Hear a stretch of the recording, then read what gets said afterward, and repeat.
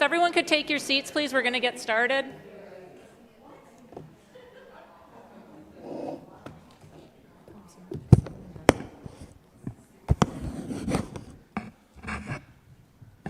Good evening, everyone. It is 7:30, and I'm going to call this meeting to order. It is the regularly scheduled meeting for July 12th. Clerk, can you please take a roll call? Councilman Bliss. I'm here. Councilwoman Clark. Here. Councilman Corbett. Councilman Gettings. Councilor Rohrbach. Here. Mayor Pro Tem Soltis. Here. Mayor Gravestein.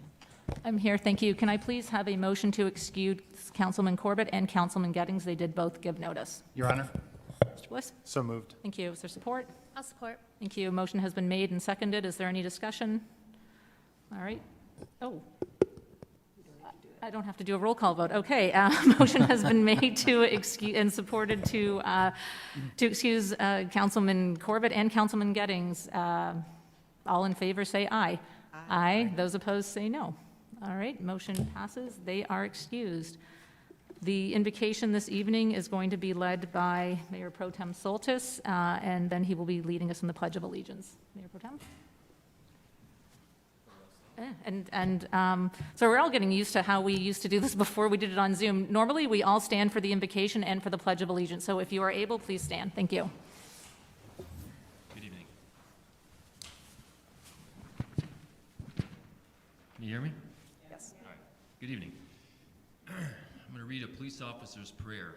Oh, Almighty God, whose great power and eternal wisdom embraces the universe, watch over all law enforcement officers, protect them from harm, help them keep our community and homes safe day and night. We pray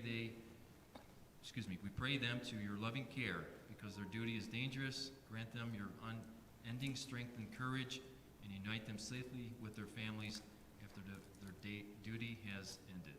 Amen.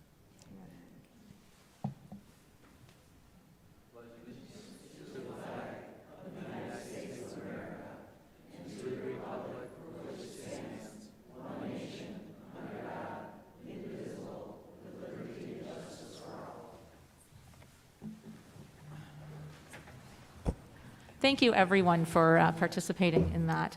First up this evening is approval of the agenda. Are there any additions or deletions for the agenda this evening? All right, seeing none, we are going to go straight to our presentations. First up, we have a certificate of appreciation for Jack Scott. It is my honor to read the certificate of appreciation. Whereas it is with sincere sympathy that City Council recognizes and honors the passing of John Jack Scott, husband of former Councilwoman Margene Scott. And whereas Jack Scott was born in Detroit on April 23, 1933, and passed away on June 6, 2021, after a long and fulfilling life filled with family and friends, Jack served in the Army, was a member of the Society of Automotive Engineers, and retired from General Motors after a long career as a functional name analyst. And whereas Jack was heavily involved in a myriad of civic activities and provided endless community support for the city of Madison Heights. And whereas Jack played an instrumental part in the implementation of the Random Acts of Kindness Week in the city of Madison Heights, which received national recognition, ensuring kindness and positivity was spread throughout the city. Whereas Jack Scott worked tirelessly and selflessly to help create and support Margene and Jack Scott Heritage Rooms, ensuring that the history of the city was preserved, leaving a lasting legacy for community members to enjoy for years to come. Whereas Jack Scott was heavily involved in the Lanphier School District, working with the Cub Scouts, sports teams, and drama club. And whereas Jack accompanied his wife visiting 200 cities throughout Michigan the year she served as president of the Michigan Municipal League in 2004 to 2005. Whereas Jack participated in the Active Adult Center SHARP program doing complimentary repairs for our seniors and the physically challenged in order to help secure their independence in their homes. Now, therefore, be it resolved that the Mayor and City Council extend heartfelt thanks to the memory and legacy of Jack Scott. Mrs. Scott, would you please come up for the proclamation?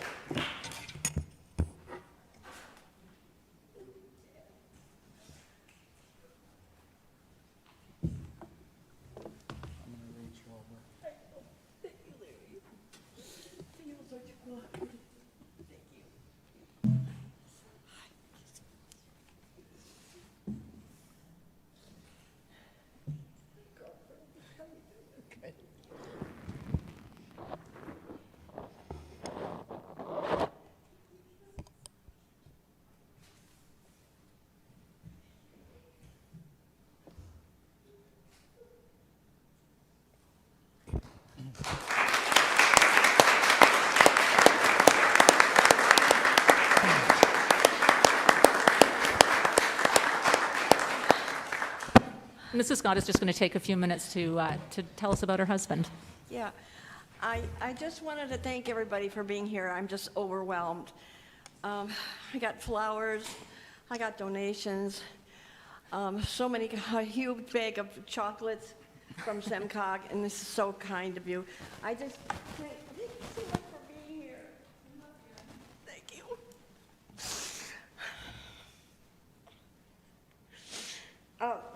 If I can, I want to introduce my family members that are here tonight because they mean so much to me. First of all is Jack's only sibling, Joanne Basford.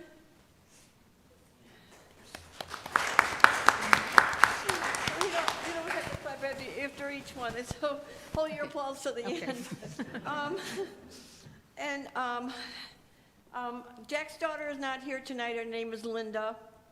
His oldest son, Mike, is here tonight with his wife, Evelyn. And his youngest son, Mark, is here tonight. And tell Captain Mark works for GM, just like his dad did. So I know he's going to have a good future. My children are also here tonight. My daughter, Kristen Gregory, who graduated from Lamphere in 1983. My son, Craig, and a lot of you knew his late wife, Jill. He graduated from Lamphere in '88. My grandson is here too. I'm very happy to see him here. Corey. And Corey is a junior, going to be a junior at Oakland University. He's majoring in mechanical engineering, so I think he wants to follow in Jack's footsteps too. And I also forgot my son-in-law, Kristen's husband, Jim Gregory.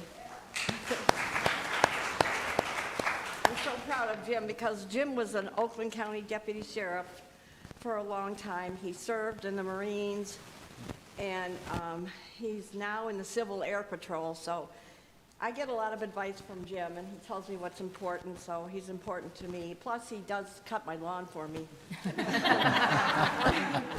And fixes everything that goes wrong. I want to thank you for all your kindnesses. As you know, Jack was the one that we had a kind act done to us at a local restaurant, and Jack, I was very frustrated because the man had left before we were able to thank him. And so Jack said, honey, you're on the council. Why don't you propose something to them that we carry this out? And so I did, and the council approved it, and we've been doing it every year. But I want to thank, because that's Jack, all the kindness that he gave to everybody. And I want to thank everybody here for all their kindnesses, whether you visited in the funeral home, you gave flowers, you sent a card, you called me and gave me support or a hug, which I always need. Jack, it's an honor that Jack is buried in Great Lakes National Cemetery, which is a United States National Cemetery in Holly, Michigan. And as I believe my son-in-law is going to be there as well. It's an honor for him. He served in the Army. And he never wanted to take credit for anything. You all know that. If you know Jack, he never wanted to take anything for credit. And he always passed on the accolades to me because he would be the one that's doing all the work behind the scenes. As you know, he carried my camera equipment for me everywhere. And that was probably why I'm like this. But he was just spectacular and a wonderful person to know. And I think if you know me, you know how much I love Jack. I met him after both of us were married for quite a while. And he proposed to me, and it was really cute because there is a little bit of Madison Heights in his proposal. He sat me down at the kitchen table because he's a business person. And he wanted to know how much I liked Madison Heights and did I want to stay and live there. And I said, yeah. And then he said, well, in that case, he said, would you like to buy one of those new houses on Castlewood? And that's what he based his proposal on. Thank God I said yes. But I would have said yes anyways. But he was a wonderful person. And I can't tell you how much. You can go around in the museum and you will see his handiwork everywhere. He made that blackboards all slate, and then he carved frame out of oak. So everything he did, he touched. Everything he touched was perfect and well done. And was an expert at everything, including being a husband. He's probably the best husband in the whole world, and I could fight anybody about that at any point. But he was the most kindest man, and I thank you so much for acknowledging him. He would be so happy to have this done for him, and I thank you so much for everything. I can't thank you enough. Thank you so much.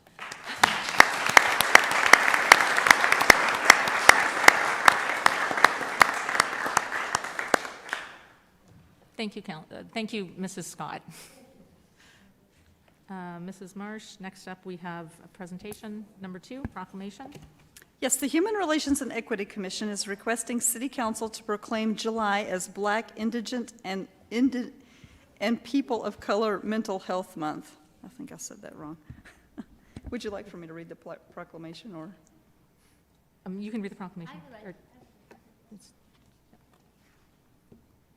Whereas in 2008, congressional leaders designated July as B. Moore Campbell National Minority Mental Health Awareness Month, which many now commemorate as recognized as Black, Indigenous, and People of Color BIPOC Mental Health Awareness Month. And whereas the prevalence of mental health conditions of BIPOC population is due to, but not limited to, historical and generational trauma associated with systematic and institutional racism, isolation, religious intolerance, stereotyping, and rejection, all of which must be opposed at every level. And whereas, while addressing mental health is essential to ensuring the overall health and well-being of every person in our city, our historically oppressed communities often face challenges when accessing mental health treatment, among them racism, bias, and discrimination in treatment settings, language barriers, lower quality care, lack of health insurance or inadequate health insurance, and stigma associated with mental health challenges. And whereas we recognize that there are many distinct factors that can impact mental health, including but not limited to an individual's race, gender identity, socioeconomic status, sexual orientation, religion, disability status, geographic location, and that these intersect and compound on each other. Whereas it is imperative that all of our community in Madison Heights work together to defeat these distinctive factors. And whereas we understand and recognize the importance of increasing the number of BIPOC professionals in the field of mental health services, and that cultural, linguistic, ethnic, and social connections between patients, doctors, therapists, and providers do matter and often result in more effective care. And whereas public education campaigns and access to resources play a critical role in helping BIPOC individuals realize that it is okay to help and seek, and that mental health conditions should never define who someone is. And whereas Mental Health America has developed a toolkit to raise awareness and provide resources to address these inequities, which can be found at www.mhanational.org. And now, therefore, the City Council of the City of Madison Heights do hereby proclaim July 2021 as Black, Indigenous, and People of Color Mental Health Month in the City of Madison Heights, and I commend this observance to all of our city's residents. Thank you, Mrs. Marsh. Next up, we have public hearings. So this is meeting open to the public. So this is the opportunity for anyone in the public to come and to speak to us. We ask that you keep it to 3 minutes. Please just come up to the podium. Yeah,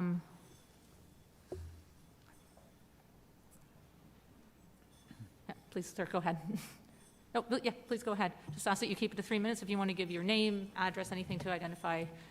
Thank you, Madam Mayor, members of the council, city officials. Thank you for allowing me to speak. My name is Robert Levitt. I have a very severe problem. The problem is I don't want my house burned down.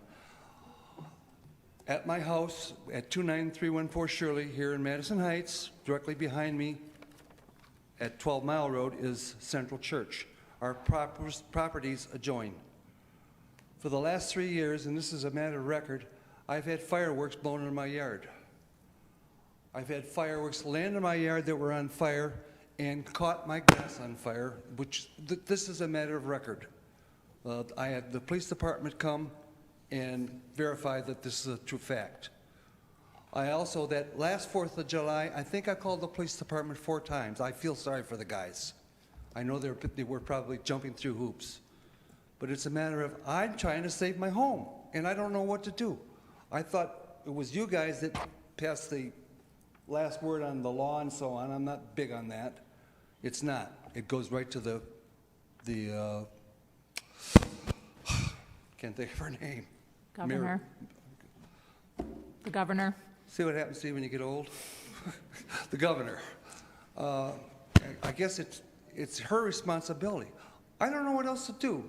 I'm backed up against the wall, and I'm not about to lay down and just let it go away. I don't know whether to sue. I don't know what to do. I need help.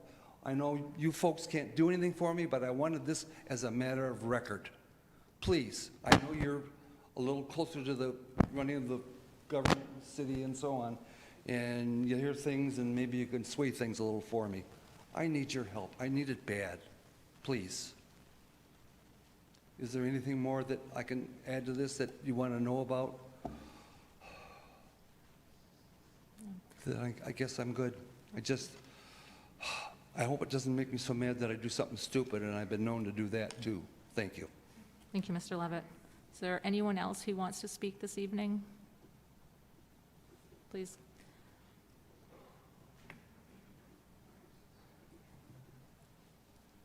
Jennifer Zamarzlik, 649 East Harwood.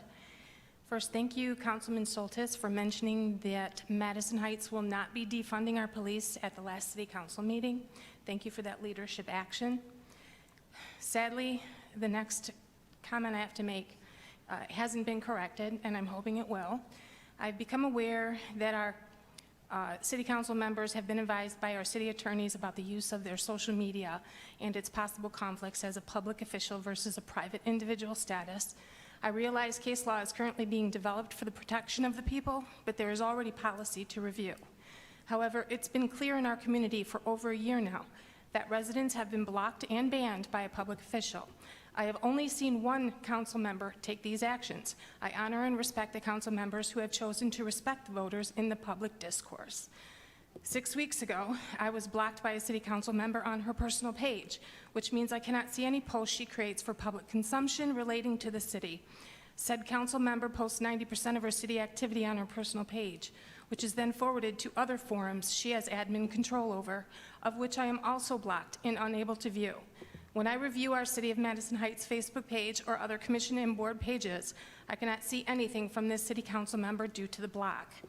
I'm asking a second time for a public discussion to be created with legal counsel input for council members on social media censorship that will be applicable in any forum of social media for elected officials and city hires to be made a permanent amendment in our city charter. Thank you, Mayor. Thank you. Is there anyone else who wants to speak this evening? All right, seeing none, I'm going to close this portion. Oh, I'm so sorry, I didn't see you. Vita Palazzolo, 250 East 13 Mile, number 1. Madam Mayor, council, officials. I just have a comment to make. I've been in the city since 2004. I love it, absolutely love my city. Volunteer for the Arts Board. Very happy about that. Running for 4 years. Also with the Madison Heights Food Pantry, and I serve as the vice president on the board for that, and I don't say that braggadociously. I say that with a lot of humility. I wish we didn't have to have that, you know, but I've been on both sides of it, and I'm so glad and grateful for the volunteers in the community who have supported us for the past year and a half or almost. I'm getting older. I'm 61. I have multiple sclerosis for the past almost 11 years. I'm renting a condo that is really tough for me to pay that bill because I don't even make $2,000 a month on my disability check. And so I do some side hustles, which I really enjoy: pet sitting, gardening, pulling the weeds. Well, when I found out you guys had approved, or however that works, about putting up a senior residency, or I don't want to say high rise, it's just three floors, a senior building on DeQuinder between Common and 13 Mile. I was pretty excited about that. In fact, a lot of us seniors were. It's weird to call myself a senior. But anyways, we got pretty excited about it, and as I saw the groundbreaking and whatnot, I did a little bit of research, and I called Cypress Partners, who are, I don't know, not the builders, but the management company or whatever they are. Anyways, I wanted to find out more about it. So they have independent living, 55 plus, 1 and 2 bedrooms. No sliding scale. It's all private pay, and for a 1 bedroom, it's $2,500. Do what you will with that. That's what I was told on the phone. So if I'm incorrect, please somebody call me. You know, I told the woman, I said, I don't care if you have a spa inside there or a pool table or a place for hair salon. You know, a pool would be nice, but no. You know, I don't know about any of the seniors behind me, but I just want a nice little ranch condo, maybe with a garage attached or a carport, and just enjoy life. I don't have to have all these big amenities. I mean, I just was renting a 3-bedroom house, went down to a little Sardine, and I'm paying more. You know, I know we need to make revenue for the city, but this is not the way to do it on the backs of your seniors who have pretty much broken a lot of ground for the youth coming up. And it kind of hurts. So if I'm wrong in my investigation, please contact me, but this really stinks. I love my council, I love my city, and I really debated whether or not I was going to get up tonight, but I felt like I had to because, you know, I don't have children. I have an older brother, and if he goes before me, my nephew's up a creek. So that's all I got to say. Thank you. Thank you.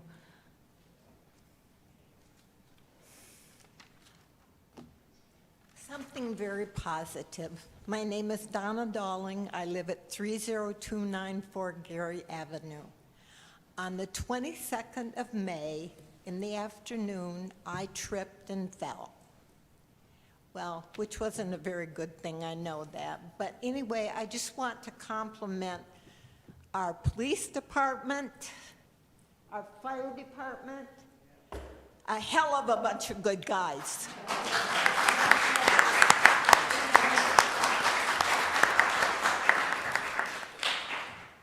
Thank you, Mrs. Dalling. Is there anyone else? Missing anyone? All right. Oh, yep.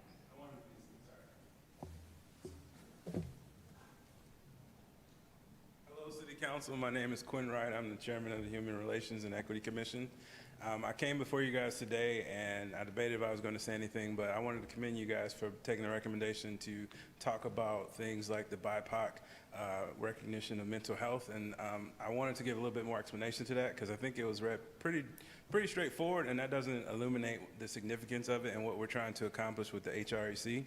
The Human Relations and Equity Commission is here to bring light to these things, not just for show and pageantry, but to recognize that these are issues that folks in this city and others are dealing with, and terms and things can be triggering. Like, for example, we talked about defund the police, and like, what does that really mean? Like, people take it for its surface value, but talking to people is the most important part. And so I'm here as the Human Relations and Equity Commission to encourage you guys to talk to each other and to talk to us and encourage the citizens to talk to each other too.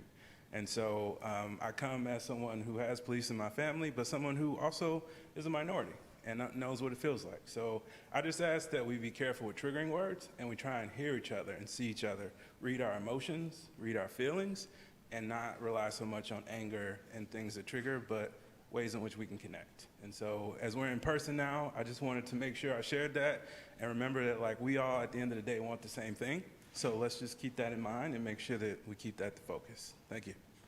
Thank you. Anyone else? I don't think so. All right. Okay, then I am going to close public comment. Thank you, everyone. Ms. Palazzolo, I am going to, I can't see you. No, it's okay. I just wanted to let you know, I'm going to look into what you said about the seniors complex, because it was my understanding that there would be some kind of sliding scale or something, and this was a couple of years ago, so I will be looking into that. So thank you for bringing that to our attention.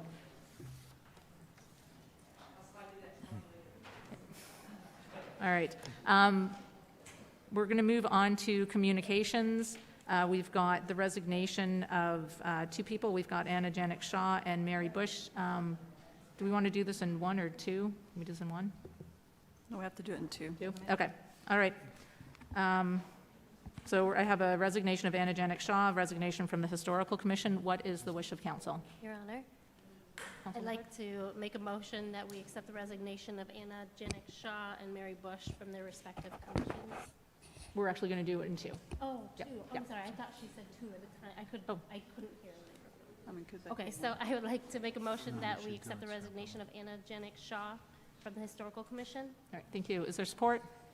Your Honor, I'll support. Thank you. All right, motion has been made and seconded. Is there any discussion? Your Honor, Okay. I think we have to declare the seat vacant as well, Yes. Yes. and then send them thanks for their service. Yes, please add that to the. All right, thank you. Make your motion, second. Is there any discussion? Your Honor, did support agree to the amendment? Yes. Yes. Thank you. All right, seeing how there is no discussion and we are done with roll calls, all in favor of accepting the resignation, say aye. Aye. All against, say no.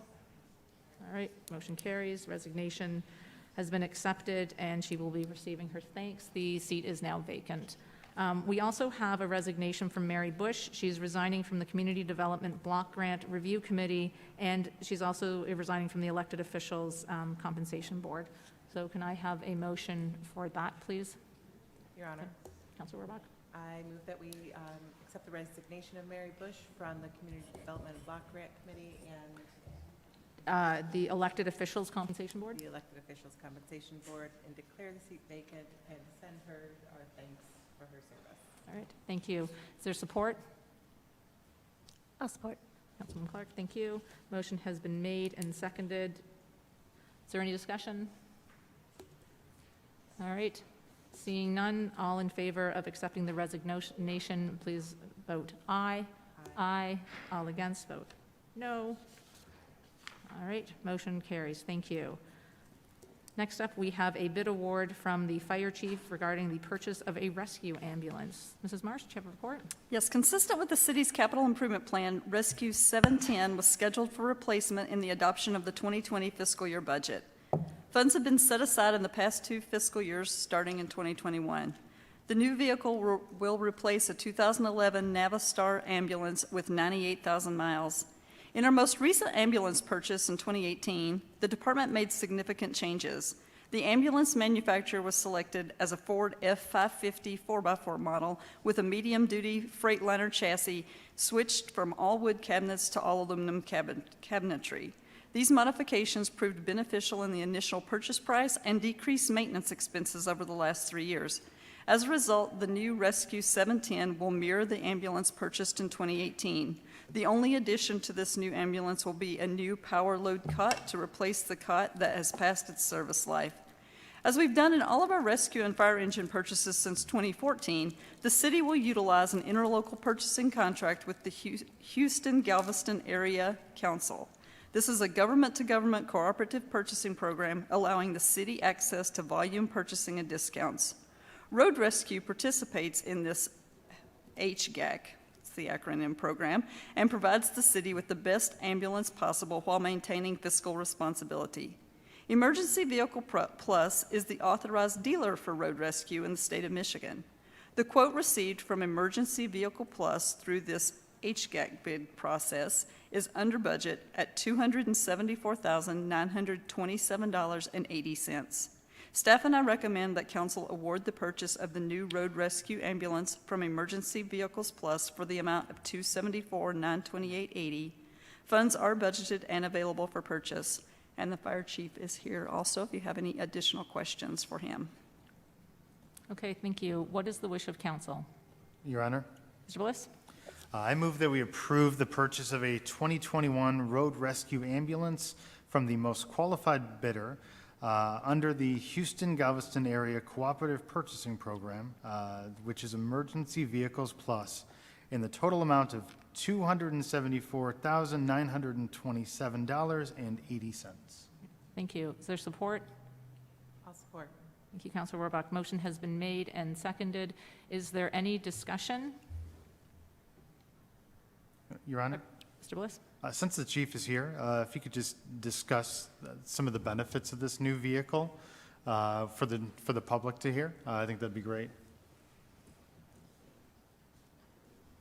Thank you very much, Your Honor. Answer the councilman's questions. The benefits of this rescue over the one it's replacing, it's smaller. It's a better ride for the citizens that were transported to the hospital. It's less expensive.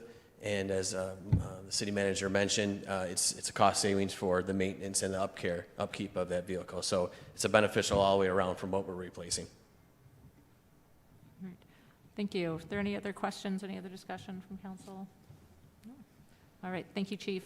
All right. Seeing no further discussion, if you are in favor of this purchase, please signify by saying aye. Aye. Aye. If you are not, please say no. Motion carries. Thank you. Next up from City Manager is the renewal of marketing services contract. As part of the 2020 strategic plan, City Council adopted 2 goals focused on marketing the city. As a result, staff developed a request for proposals for marketing services, and following our procurement process, recommended to City Council that we retain Marks Lane and Company. Marks Lane was also on the low end of the price scale at $150 per hour. As a result, City Council approved a contract with Marks Lane for 1 year, beginning October 15th of 2019. This contract was not to exceed $72,000 with an option to extend on a year-to-year basis. 5 months into this contract, the city and the state came to a halt with COVID-19. Therefore, Marks Lane adjusted the focus of services being provided through the remaining contract and focused instead on promoting COVID recovery grants and establishing the city's first restaurant week, which proved very successful despite restaurant restrictions. In October of 2020, when their contract expired, we were still in the grip of COVID pandemic. Therefore, rather than extending as is, I requested that Marks Lane move to an as-needed contract basis through June of 2021. This allowed staff to utilize their services when we needed without being held to a fixed number of mandatory monthly hours. During this period, we utilized the marketing firm for items such as press releases and media contacts for COVID grants, service-related stories for the library, and other city services. This short-term extension period expired on June 2021. This as-needed type of contract proved very beneficial for the city as Marks Lane supplemented our current staff efforts. Upon reviewing our upcoming needs and evaluation of how best to market the city and maximize our economic development efforts, staff is requesting that Marks Lane focus their efforts in the immediate months, July, August, and September, to assisting staff with the return of Restaurant Week for the 2nd year, growing this event even further in 2021, and continuing to raise awareness of restaurants and global food offerings in Madison Heights, continued assistance with the Redevelopment Ready program and business attraction efforts, and essential messaging and activities in the community, from crisis response to ongoing press releases, writing, and media outreach. Staff recommends that City Council approve a 1-year contract with Marks Lane at $150 per hour on an as-needed basis, authorizing the city manager to sign on behalf of the city. This contract would be from July 1st, 2021 to June 30th, 2022, with the option to extend on a year-to-year basis after that upon written agreement under the same conditions. Funds have been budgeted and are available for this contract. All right, thank you. What is the wish of council? Your Honor, Mr. Bliss? I move that we approve a 1-year contract with Marks Lane at $150 per hour on an as-needed basis and authorize the city manager to sign on behalf of the city. Thank you. Is there support? I'll support. Thank you, Councilwoman Clark. Motion has been made and seconded to renew the service contract. Is there any discussion? Your Honor? Yes. Did we ask any, I know, I believe Mr. Bliss was the first one to recommend this company years ago before I was even on City Council when you guys were discussing hiring the marketing group. Since COVID, so many people have lost their jobs or quit their jobs or started their own businesses here in the city doing just that, marketing. And we see a lot of these people on social media who are marketing the city for free. Did we reach out to anyone, like any resident in the city, for an offer to give them that opportunity for the contract? Because I feel like I know of a lot of qualified residents in the city who could be benefiting off of this, and it could be beneficial to the city to help a resident out in that manner. Your Honor? Mr. Bliss? Just as a clarification, I proposed the initial concept of having a marketing firm to be able to assist us, because not everybody's on social media. And so having a marketing firm that's enabling us to get on, TV and newspapers that are still delivered to people's houses in the city has been very valuable. At Trail Tunes, there were a dozen or so people that came up to me because they heard it on an AM radio station. And that was strictly through the efforts of Mark Slane. I didn't recommend the firm. We did an open bid. There was an RFP process. I can't say how many participated, but it was easily a half a dozen that had participated, and we selected them of the group based on that RFP. And so at the time, residents could apply. I do believe that there was a agency that did apply that had residents in it.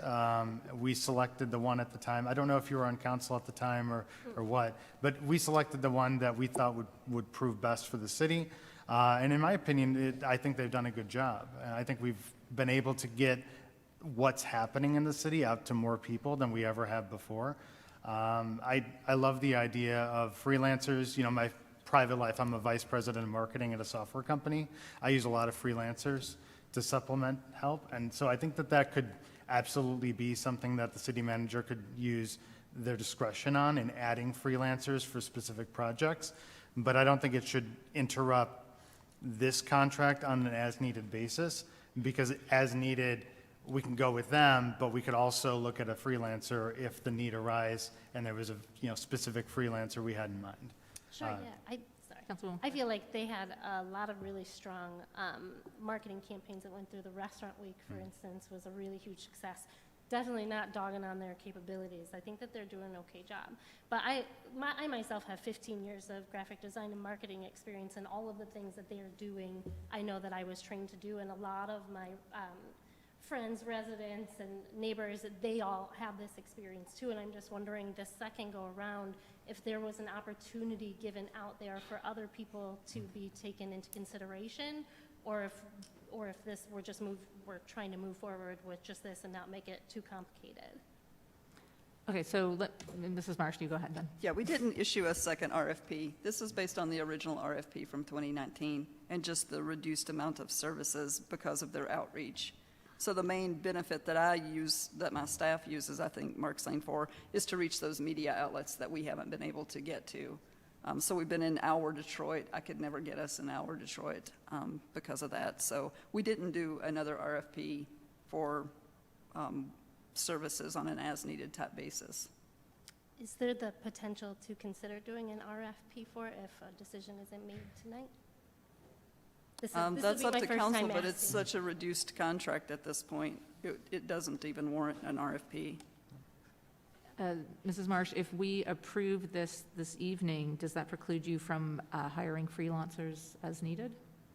No, because we're only using Mark Slane on an as-needed basis anyway. Okay, so we could use other freelancers then? Excellent, thank you. Okay, thank you. Especially if we identify projects. That's probably the easiest thing to do. Okay. Just know I see a lot of up-and-coming videographers out there who have been to all the events, and they're putting a lot of really cool stuff out there just because it is exciting for them. And I'd like to see that incorporated into what the city is doing. If we can give back to the community in that way, the way that they're giving back to us, I think that would really mean a lot. Thank you. And one more thing, Your Yeah, Honor. please. The motion didn't include an option to extend after. Did you want to include that in your motion, or? I'll adopt that, Your Honor. Support, adopt that as well? Yes. Okay, thank you. Is there any more discussion? Your Honor? Mr. Soltis? So we got 4 council people here, so does it 5. have to be, excuse me, 5? 5. So it has to be, for the lawyer, does it have to be, excuse me, Mr. Sherman, does it have to be the overwhelming majority, or? No, I think it's No, just just a Your Honor. supermajority. Simple majority. Simple majority, because we're not appropriating funds, we're just, if council approves, it's just approving a contract, so it's simple majority of the 5 members here. We're renewing it, correct? Renewing it, but it doesn't require a supermajority. And so, I remember the first time we came and had a vote on it, I think we were in person, yeah. I think I was the only one that didn't vote for it. And so it says here that not to exceed 72,000, is that correct? That was originally, that's not the new contract. So the original contract that council approved back in 2019 was not to exceed 72,000. The contract we're talking about now is closer to like 10 to 14,000 a year. It's just an as-needed basis. So all right, so you had that placed above the actual letter dated June 17th? Is that correct? I don't think I heard everything you just said, because, what was the question? So you put in, looks like the last contract that I mentioned, and then, but it's right below is what we're talking about, the June 17th, 2021 letter that was sent from the Marks Lane Media Corporation? Yes, that's what we're voting on tonight. So they had an original contract that expired in October 15th of 2020. I extended that under my city manager authority until June. So that was under my spending threshold on an as-needed basis, just for COVID and any like emergencies that we had. And now I'm just asking council to formally decide if they want to do that for another year, because a whole year is going to exceed the amount, but it's nowhere near 72,000. So we don't anticipate hitting that ceiling then, if we approve tonight? We're not anticipating hitting which ceiling? 72. 72,000. We're nowhere near 70. That was back in 2019 to 2020. That was a one-year contract, and that's already done and moved on. So we don't anticipate getting near that, is that what you're saying? No, I'm anticipating like 10 to 15,000 a year. We just use them when there's like a press release or something that we want to reach out to, like the Hour or Fox 2 or something like that. Do we, I'm sorry if it's in here, did we estimate or calculate how many hours that they actually did do last year? From October until, yeah, I do for the year prior, they worked over about 30 hours a month. But from that October until June, they worked an average of about 6 to 8 hours a month. 6 to 8? Yeah, during the period that I extended, so from October 2020 until June. And that depended on how many press releases or things that we had for them to do. And that $150 an hour, I assume, is more on the low end in the market? It was on the low end of all the RFPs that we received. Okay, thank you. Thank you, Mr. Soltis. Is there any other discussion? Your Honor? Mr. Bliss? I just want to say that I think it's the best of both worlds to be able to move on an as-needed basis. A lot of firms wouldn't take a contract like that because they lose their flexibility, but they still have to respond and take our projects when we give it to them, despite if they have other bigger projects going on with firms that pay, or with companies that pay them more money. And so I'm very appreciative that they're willing to do this, and it's a great deal for us because 1 month they might have zero in spend. We could find somebody along the way that we like better and shift all the spend over. And even if we committed to this spend, which we're not, but the city manager has authority to add for additional projects without having to go back to council. So I think it's a good deal all the way around, and they've done a great job for us. So I'll be voting yes. Your Thank you. Honor? Yes. I'm sorry. So I agree with my colleague there in part, but I mean, is there any metrics that we have in place to see how effective they are? I mean, how do we know they're doing a good job, quote unquote? We did originally have metrics set up, but because COVID hit right as soon as they almost got started, everything that we originally planned on them doing went out the window. So we really shifted our focus at that point, and they helped us do completely different things. So now we've kind of abandoned that original plan, and they're just helping supplement staff. So I do have like Madison Heights was the feature of an Hours article about the Asian food restaurants in the city. There was like a 2-page spread there that was mostly contributed to Marks Lane. And there's numerous different things. We've been in Cranes, we've been on the news. There's by far been more, I know there's some negative things out there that people tend to remember, but there by far has been more positive stories out about Madison Heights because of Marks Lane and the press releases. I mean, I can write up a press release, but then I send it to them, they polish it up, and they send it to places that would never pick up a story if I had just sent it to them.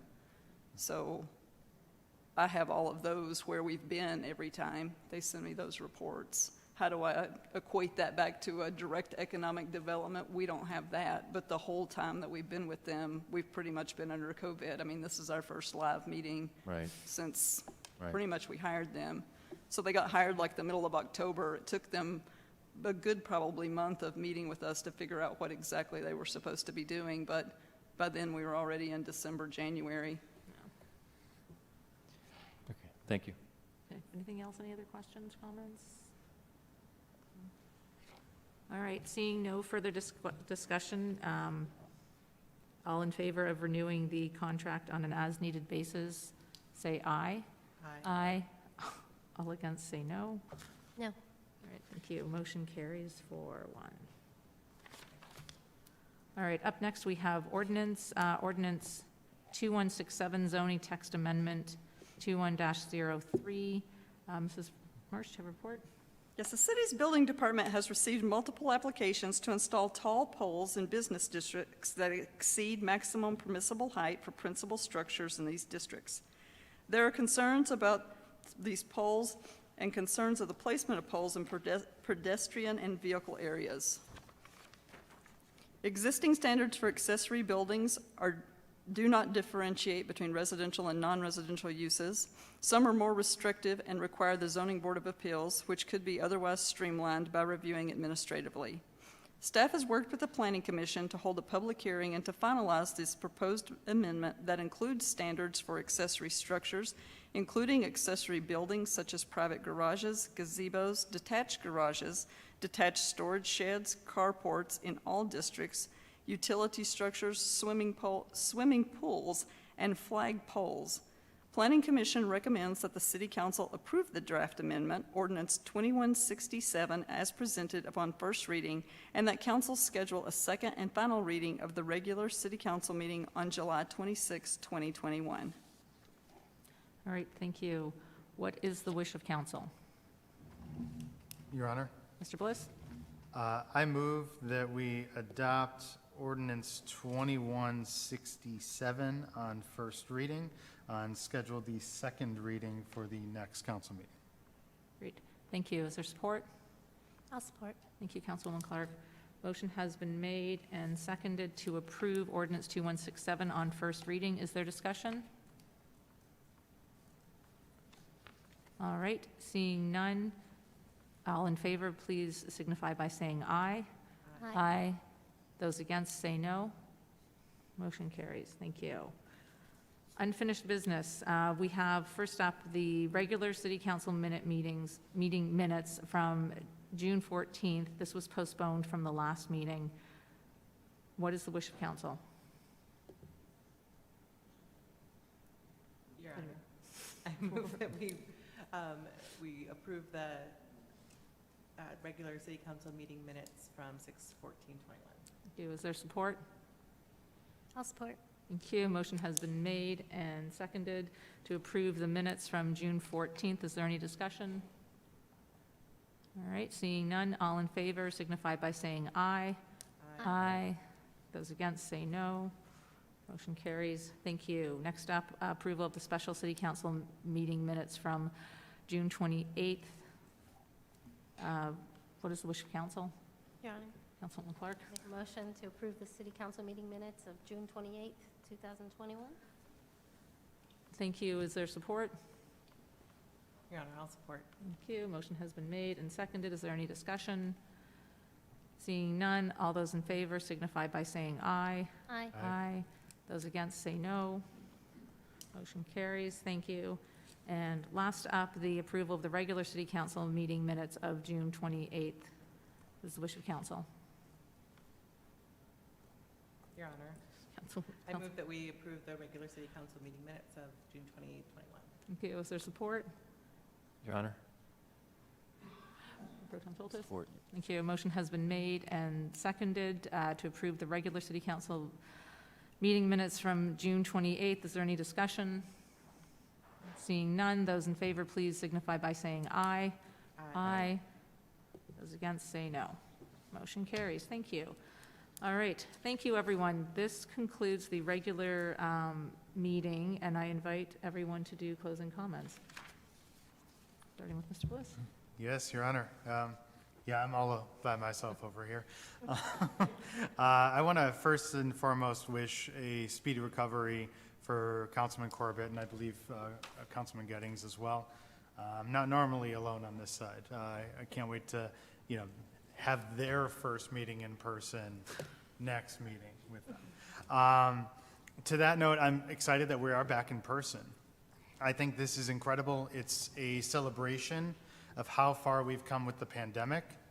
But I also can't stress how big this is for our citizens to be able to interact with us face to face.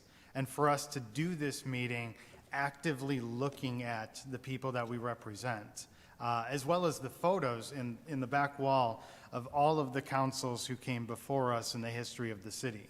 I think that matters, and I'm excited that we're able to get back.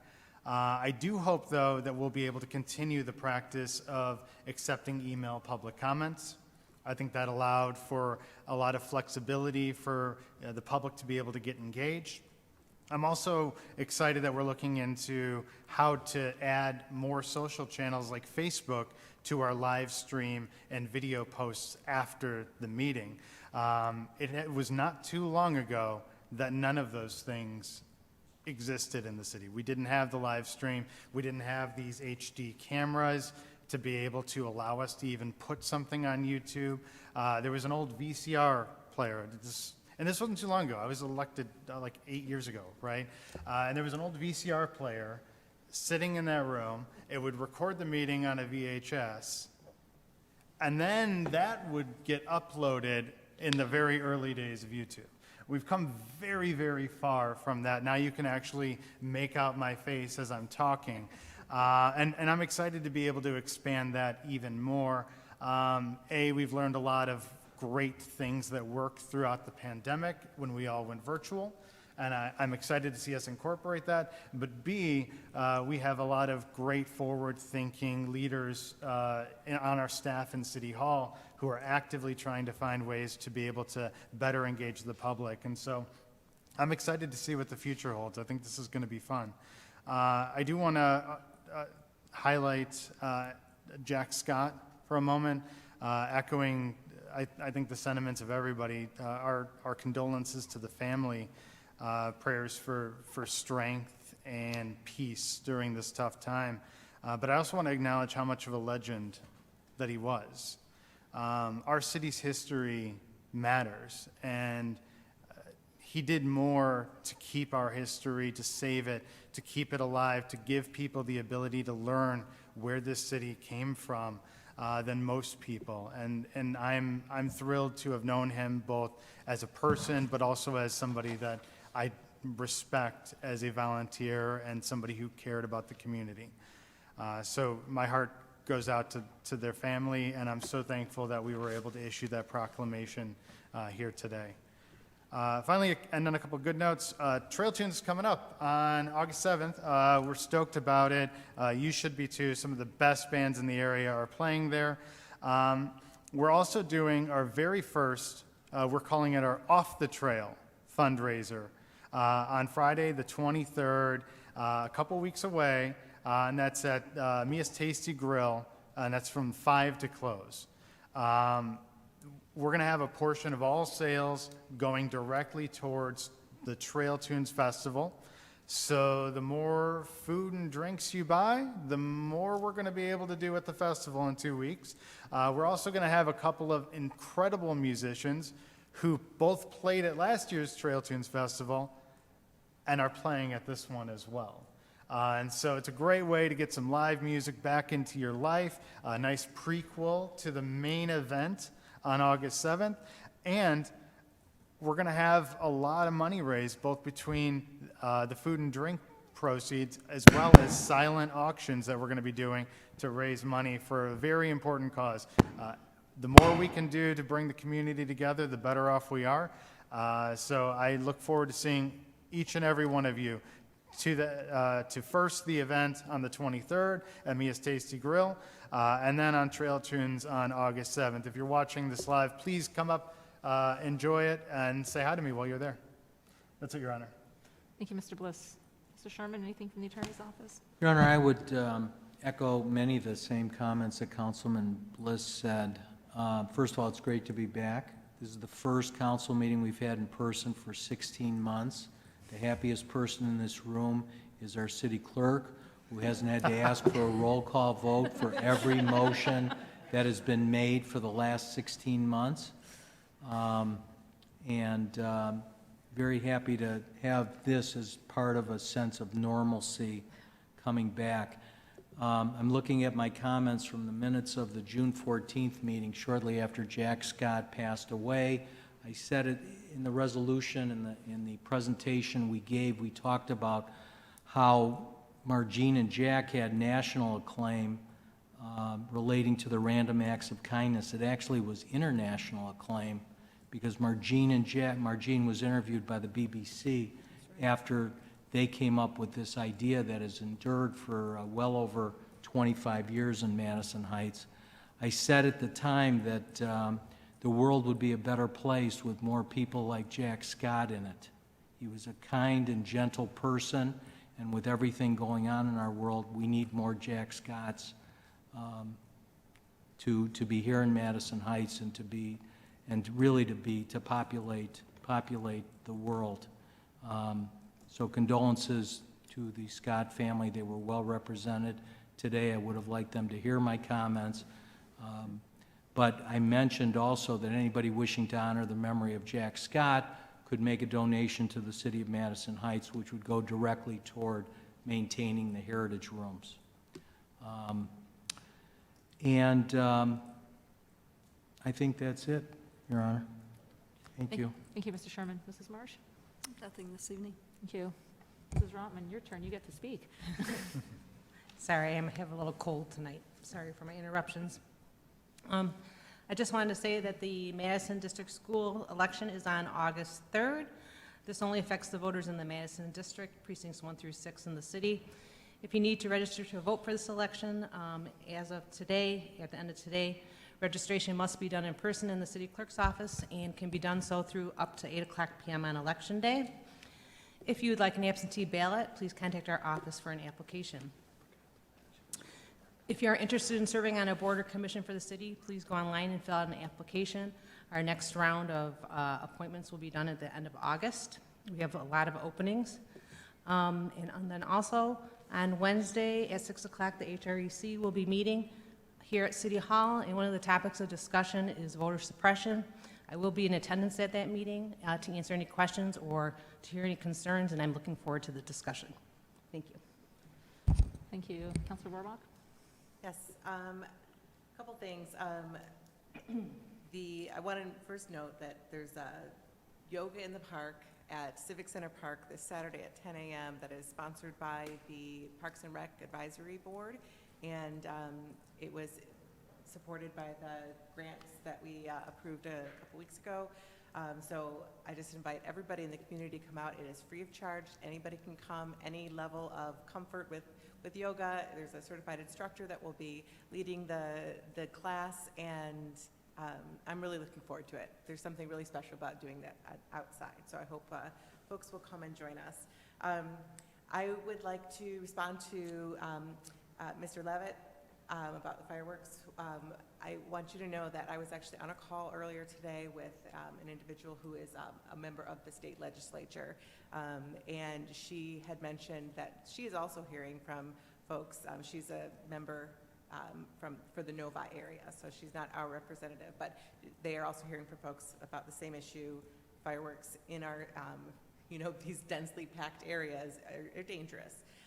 And so I want you to know that the state legislature is looking at amending these, amending the law that was passed several years ago under Governor Snyder, but it's a state legislature thing. So with the state has to pass that, the legislature has to, present it. It has to be presented in committee and then come out of committee. It's this whole process.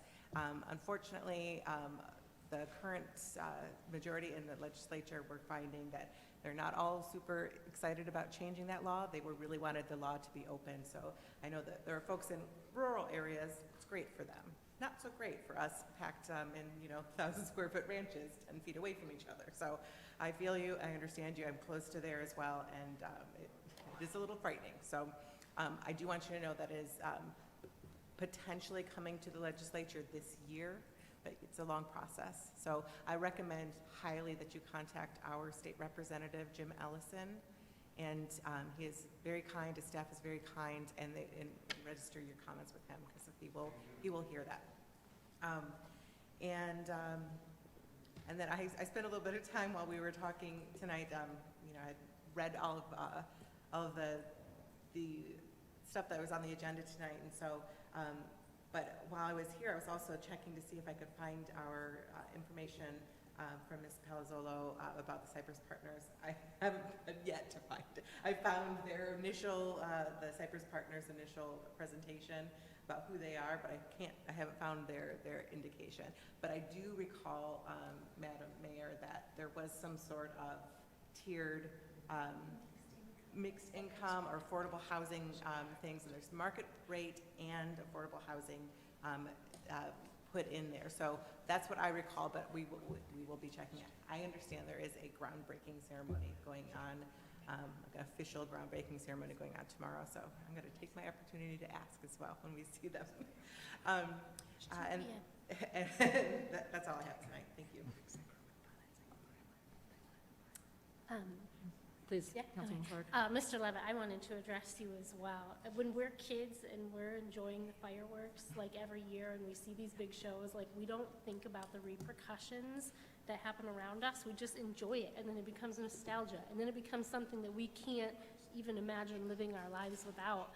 But as I've gotten older and as I've had kids, and I'm learning more about like my own boundaries and like how I would like to sleep on these days as well, and unfortunately I've never like experienced it like you have, but I'm seeing all over the place our neighbors complaining about them being in their yards or starting fires, neighbors with PTSD and animals who become very terrified and frightened.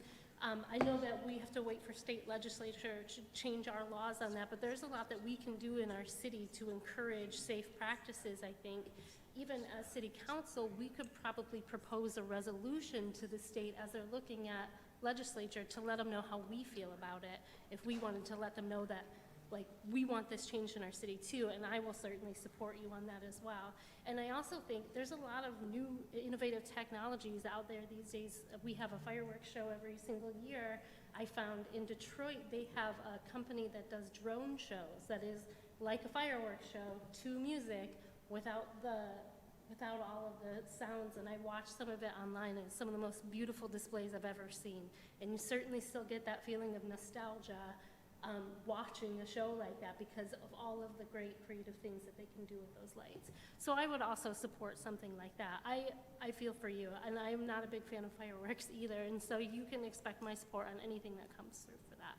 And then I was also going to let Vita know, from my understanding when they first did their presentation, it was a mixed income home. I believe a large percentage of the homes that would be available were going to be for mixed income. I don't know if it was quite 50%, but I believe it was close. So their ribbon cutting is at 2 tomorrow. Maybe you should go and have a talk with them. They're great people. I think that they would love to hear from potential residents. That's all I have for this evening. Great, thank you. Just, Mr. Soltis, before you speak, Mrs. Marsh is going to clarify something about the red.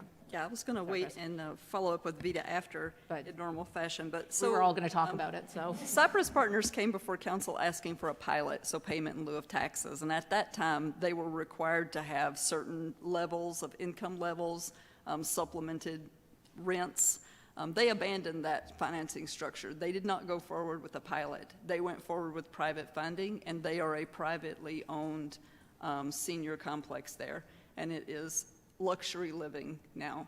So that structure that you all are referring to is what council heard when they were in front of us asking for a pilot, but they had to go to the state to get approval for that, and they were not approved for that through the state of Michigan. So they had to go back and refigure their financing. So that is not the plan that they are moving forward with. I don't believe I was on council when you guys voted on that. Is that any kind of breach of like why you allowed them to like build in that area? I'm not. No, that area was zoned to allow them to build that there, and the city doesn't. I mean, we get a lot of calls about why don't you put a Whole Food on this corner, or why don't you put this there? The city doesn't control that. If it's within the zoning and the person has the right to build it, then they can do that. And they had a right to build this development there. They came to us to ask for a tax break in order to give lower income seniors a place more affordable to live, and we agreed to that. So they would get a break on their taxes in order for giving a break to the residents for their rents. And we thought that was a great idea because there's definitely some missing housing levels in the city, as in all of Southeast Michigan. But they were not approved with their financing through the state of Michigan. That wasn't a decision that they made. They wanted to move forward that way, but they didn't get financing that way through the state. So they had to go back and refigure their financing, and they went with private financing. So now the rents that they charge is up to them, and it's really set by the market at this point. And they are not receiving the pilot. Your Honor, the only thing I would add to Ms. Marsh's comments were that when they were approved, we had to adopt an ordinance, a pilot ordinance, a payment in lieu of taxes ordinance, which limited the amount of taxes they were going to pay, in exchange for which they were obligated to maintain low-income housing as defined in the ordinance. And when they didn't get their financing with the state of Michigan, we repealed the ordinance, and they went completely private, and it's fully taxable. So it wasn't our choice. It happened as a result of they're not obtaining financing from the state of Michigan as contemplated by this council when the ordinance was adopted.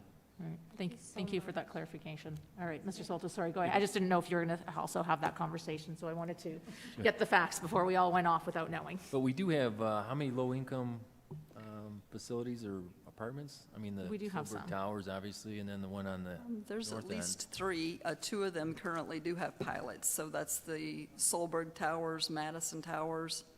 I forgot the other one's name, but they're all right there. Madison Manor. We have quite a Those are the 3, and 2 of those do currently have pilots with the state and the city. Okay, well, I too am glad that we're meeting in person. I can't believe it's been over a year and a half. I did step in and conducted one meeting. I was in here by myself. It was so bizarre. It was dark, and it was just, and so I'm so glad. I mean, I couldn't wait to get in here. I mean, I remember we talked about it before this meeting about what we remember that day that turned into something way more than we ever anticipated. But we came together, and we did what we had to do, and so hopefully that's behind us. But on a different note, I'd like to say I think, unfortunately, we missed an opportunity as a council, I think, to protect our kids in a certain way. I don't know if you've seen on John R., a little bit south of, this could be north, no, it would be south of 12. And there's a preschool there. It's been there for a while in that little shopping plaza. And then there's a tobacco shop, a smoke shop that's directly butts up against it. I couldn't believe, I can't believe that happened. It's called Blaze Tobacco and Vape Shop. And again, it butts up right against it. And so I think we dropped the ball on that, to be honest. And so I would like to take this opportunity to prevent this from happening again. And if to have legal look into drafting an ordinance to prohibit this from ever happening again. I mean, I can get a second on this tonight. But we did something similar a few years ago. I don't think it's there anymore, but it was a vape shop when it first came out. And so we were the first city to prevent a vape shop from selling to minors. At that time, it was legal on the state level. So we were the first city to prohibit that, and which we're real proud of that. So I think, we got to take a stance on this again. So any type of preschool or anywhere where kids are involved, that there's no vape shop right next door button up against it. So I don't know if I can ask for a second now, or, okay. Thank you. I can make that request of legal. All right. That's all. Thank you. All right, thank you. So thank you for everyone for joining me, so I'm not alone in this room tonight. It has been a very bizarre year. For those of you here, I normally sit here on my own. Mrs. Marsh is down the hall.